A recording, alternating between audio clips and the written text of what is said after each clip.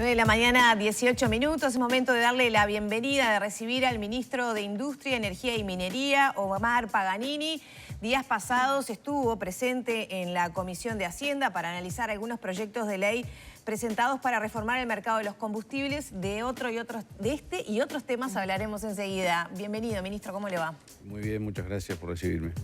Bueno, que amerite nuevas iniciativas para controlar o amortiguar, digamos, las variaciones del precio de los combustibles, significa que no está funcionando bien el mecanismo elegido que tanto hablamos Bueno, a través de la luz. en realidad varios comentarios. Primero, un legislador del oficialismo con todo derecho presenta una serie de iniciativas, la mayoría de las cuales, de hecho, nosotros compartimos, pero están en marcha en un proceso que es el que llamamos la reforma del mercado de los combustibles, que no requieren, en mi opinión, una ley, sino que son parte del proceso en el que estamos y que además es un proceso gradual, por lo cual si uno lo rigidiza en una ley se puede meter en alguna complicación. O sea, usted toma alguna de las propuestas que hizo Botana, que ahora las detallamos un poco, pero no deberían ir a través de una ley, sino más bien cuestiones administrativas que se pudieran ir cambiando si es necesario. De hecho, la mayoría ya se están en el proceso de transformación. La mayoría de las propuestas ya están, hay alguna que no, pero la mayoría sí están. Y nosotros entendemos que el proceso es un proceso, como siempre lo dijimos, una hoja de ruta con etapas. La primera etapa, que es la que está vigente, es la de la revisión de los precios comparados con la paridad de importación que publica la URSEA. La segunda cosa que también está en marcha es el traspaso a la URSEA de toda la regulación del sector. El traspaso a la URSEA es un proceso gradual donde ANCAP sale de regular la distribución que tenía a través de contratos, arma nuevos contratos que son solo de suministro y la URSEA va regulando y reglamentando cómo funciona el resto del mercado, las distribuidoras, las estaciones de servicio, etc. Proceso en el que estamos y que hay que hacerlo por vía de resoluciones de la URSEA, porque es un proceso donde hay que ir haciendo un aprendizaje del mercado. Nosotros creemos que vamos bien por ese lado. No hay que esperar milagros de un proceso que regula la parte final de la cadena, donde de repente hay alguna eficiencia para ganar. Pero bueno. ¿Por qué es mejor esa estrategia que lo que hay ahora? ¿O lo que había? No, lo que había antes era absolutamente opaco. O sea, lo que había antes era, se fija un precio, no se sabe bien por qué, y se trata de, desde el gobierno, tomar una posición de administrar el riesgo, diciendo este año no vamos a tener variaciones, entonces lo dejamos fijo todo el año.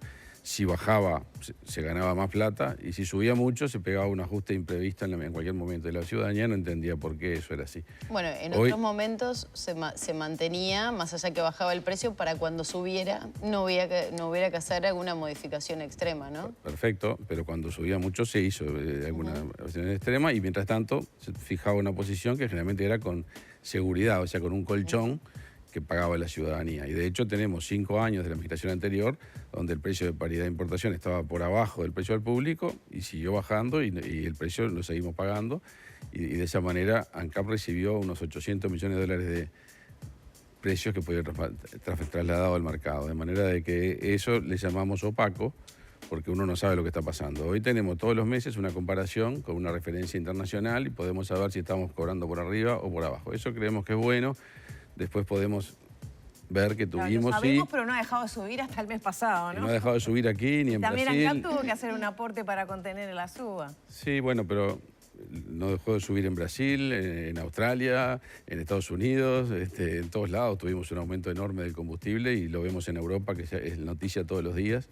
El gobierno manejó una situación de disparada de precio internacional del petróleo, dejando siempre el precio de ANCAP por abajo, el precio al público, digamos, por abajo de lo que decía la referencia internacional. Así que creo que la verdad que administramos una situación que sí, que no es agradable para nadie, pero que si no hubiera sido inmanejable, porque no podíamos haber dejado congelado un precio cuando se dispararon, los niveles del petróleo se dispararon. Vamos a ir viendo en la medida que se normaliza el mercado cómo también funciona para el otro lado. Ahora, ministro, se está hablando, o por lo menos considerando esta iniciativa que propone el senador Botana del Fondo de Estabilización para el Precio del Combustible. ¿Qué podemos detallar por lo pronto o qué aspectos se está tomando de la propuesta de Botana? No, la propuesta de Botana recién entró y nosotros la estamos estudiando. Parece, digamos, una cosa razonable tratar de suavizar las variaciones cuando son muy volátiles. Lo que no se puede esperar de una propuesta como esa es que cuando solamente sube, uno solamente lo contenga, porque al final un fondo de estabilización es un fondo que a veces se recarga y a veces se usa, o sea, se usa cuando sube para que no suba tanto y se recarga cuando baja para que no baje tanto. Bueno, es una propuesta que estudiaremos, pero en realidad primero tenemos que estabilizar el funcionamiento de esta situación. Tenemos que ver cómo el ciclo del petróleo funciona para ambos lados y ahí veremos qué hacemos. ¿No generaría un costo adicional, por otro lado, a la ciudadanía, digamos? La idea de la propuesta de Botana, pregúntensela bien a Botana, pero la sensación que da es que no. Bien. Pero sí es verdad que cuando baja no bajaría tanto y cuando sube no subiría tanto. O sea que estamos en una situación que primero queremos que sea bien transparente lo que está pasando y después podemos evaluar ese tipo de ¿Ese segundo estrategia. mecanismo lo administraría la URSEA en la idea del ministerio? Hay que preguntarle a Botana. No, pero usted está diciendo que está a favor de un mecanismo que regule un poco o amortigüe. No, yo no dije que estoy a favor, dije que lo estoy estudiando. Bien. Pero la idea estaría en la URSEA o no se sabe. A Botana. No, creo que no, creo que es en el Tesoro Nacional, digamos. ¿Cómo está ANCAP con todo el esfuerzo financiero que se ha hecho justamente para amortiguar la suba del combustible? Bueno, acá tenemos que entrar en un problema de cómo se contabilizan las cosas. ANCAP desde el punto de vista empresarial está bien. Lo pudimos ver en su publicación de su resultado semestral. Como empresa, el negocio del combustible no le dio mucho, le dio unos pocos millones de dólares, pero no perdió. Y el resto de los negocios, básicamente la distribución, le ha dado dinero. De manera que ANCAP está bastante bien desde el punto de vista empresarial.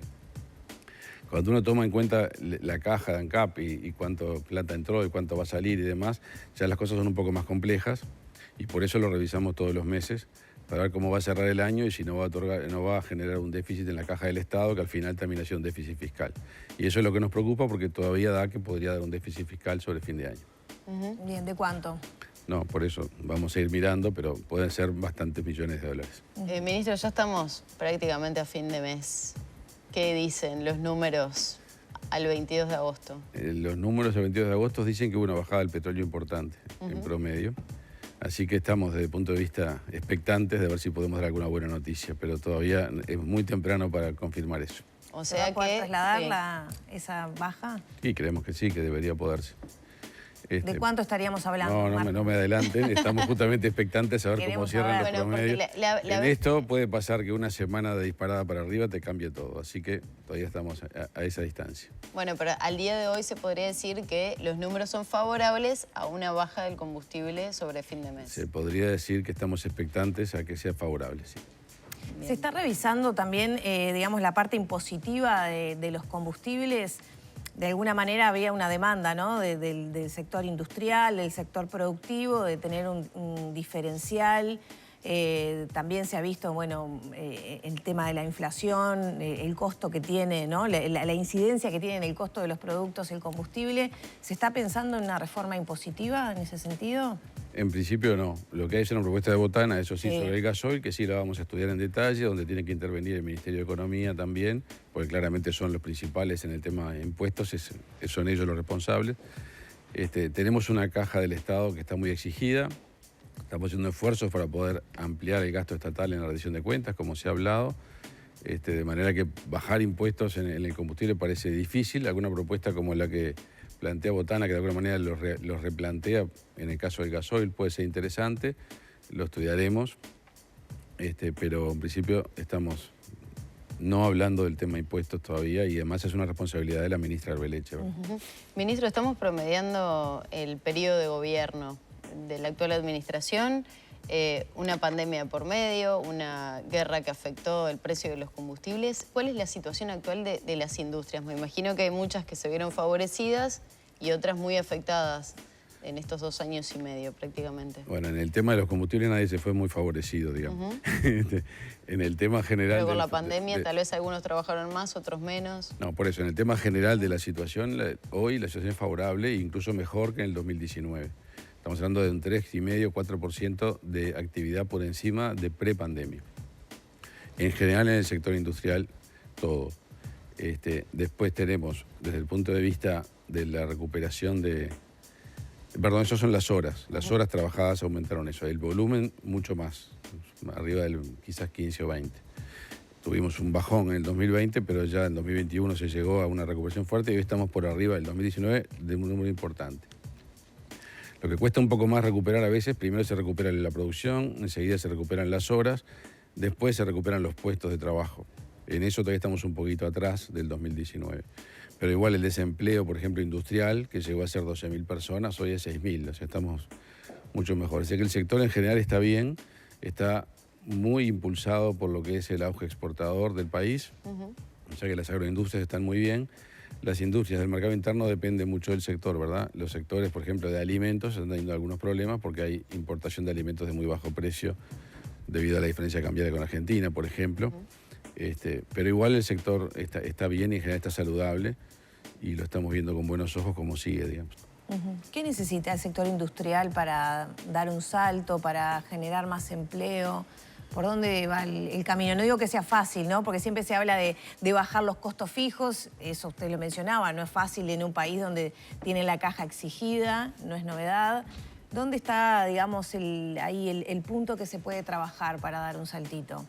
Bueno, el punto principal es nuevos mercados, ¿verdad? Porque estamos hablando de un país, el Uruguay, que con la tecnología industrial moderna no puede tener industrias demasiado chicas, digamos. Se precisa escala y se precisa, por lo tanto, exportación.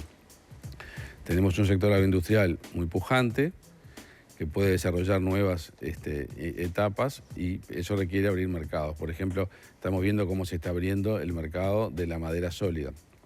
Como el Uruguay tiene hoy industrias que están exportando madera sólida mucho más que hace 2 años, vinculado, por supuesto que la celulosa ya era una realidad, pero teníamos el tema que veíamos los rolos que se iban, y todavía vemos por el puerto. Ahora tenemos en la zona de Tacuarembó, por ejemplo, aserraderos en la zona de Rivero de escala industrial grande produciendo en un buen momento. O sea que, por un lado, tenemos que abrir mercados nuevos. Para abrir mercados nuevos también requerimos acuerdos comerciales.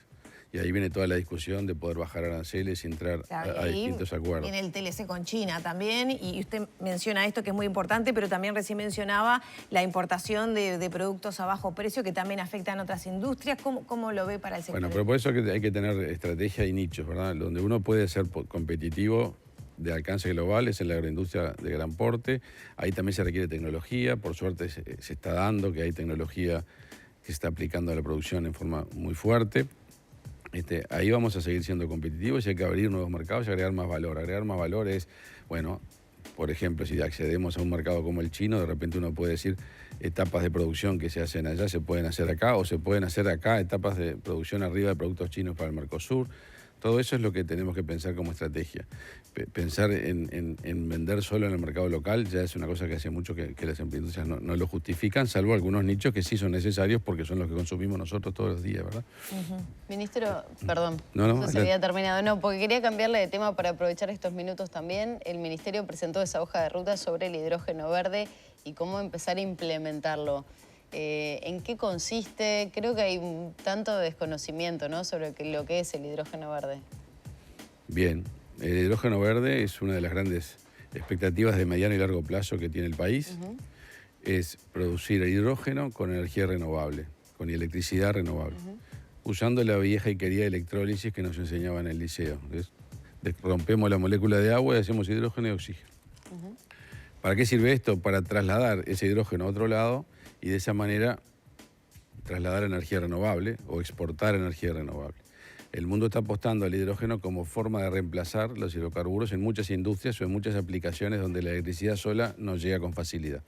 Por ejemplo, en el transporte marítimo, en el transporte aéreo, a partir usan el hidrógeno y con el hidrógeno crean un nuevo combustible y el nuevo combustible no depende del petróleo. Entonces, toda esta movida que se está dando, sobre todo en los países europeos o en Japón, que son países que dependen mucho de importar hidrocarburos, es reemplazarlos por hidrógeno. Le abren la puerta a países que tienen mucha energía renovable, como Uruguay, como Argentina, como Chile, como Australia, como Sudáfrica, para exportar ese hidrógeno y ir de a poco reemplazando en estas aplicaciones, que es la industria de alta energía, el transporte de alta energía, al petróleo. Y nosotros estamos empezando una hoja de ruta que apunta al 2040, o sea, una hoja de ruta de mediano y largo plazo, para que el Uruguay juegue un jugador en este mundo del hidrógeno verde, además de usar el hidrógeno verde para las aplicaciones que en Uruguay podrían faltar de descarbonizar, o sea, de depender del petróleo, que es el transporte de larga distancia, porque en lo demás es el vehículo de baterías, lo que puede funcionar. Y la hoja de ruta implica hacer un proyecto piloto en Uruguay que se pueda adjudicar este año, atraer proyectos de mediano gran porte para producir combustibles alternativos en Uruguay, generalmente de origen para el mercado europeo. Y más adelante, en la medida que esto se desarrolle, todo un desarrollo de un sector industrial que puede dar lugar para el 2040 a más de 30.000 empleos y a 2.000 millones de dólares de exportaciones. O sea, un sector tan grande como puede ser la celulosa, digamos. ¿Y ya ha aparecido interés, ministro, luego de la apertura de esta hoja de ruta? ¿Ha habido como un llamado a interés, a proyectos? ¿Han aparecido?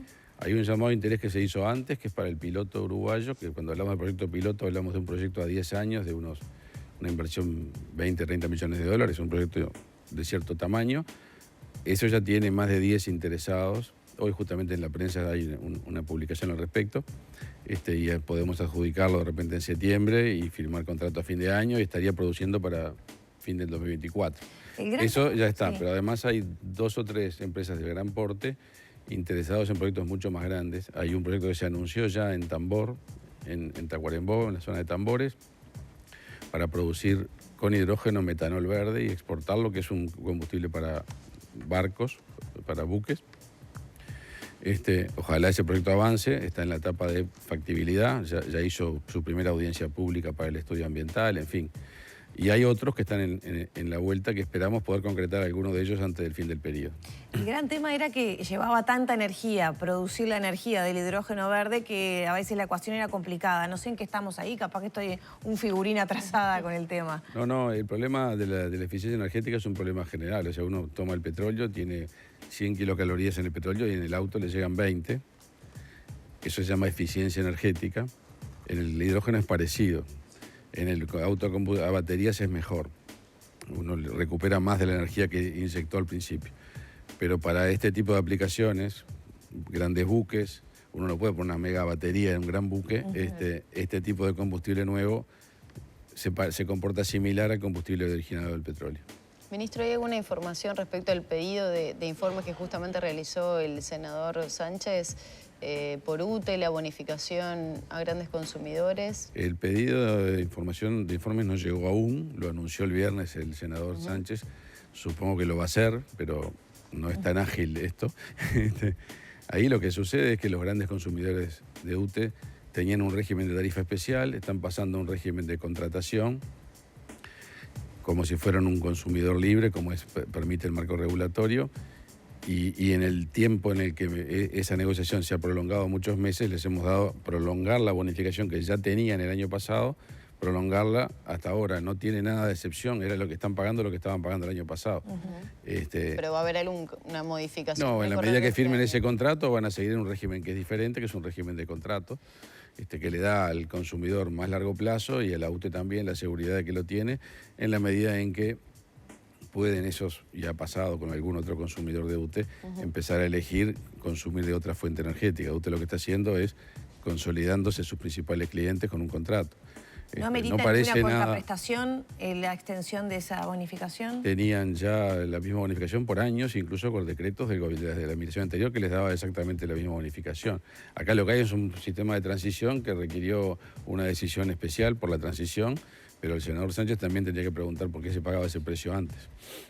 Ministro, muchas gracias por estos minutos. Y ojalá sigan las buenas noticias, ¿no? Como la baja del combustible y lo veamos reflejado en las tarifas. Que lo veamos. Crucemos los dedos. El 1 de septiembre. Gracias, Paganini. Cerramos por aquí la charla con el ministro de Industria. Son las 9 de la mañana, 37 minutos.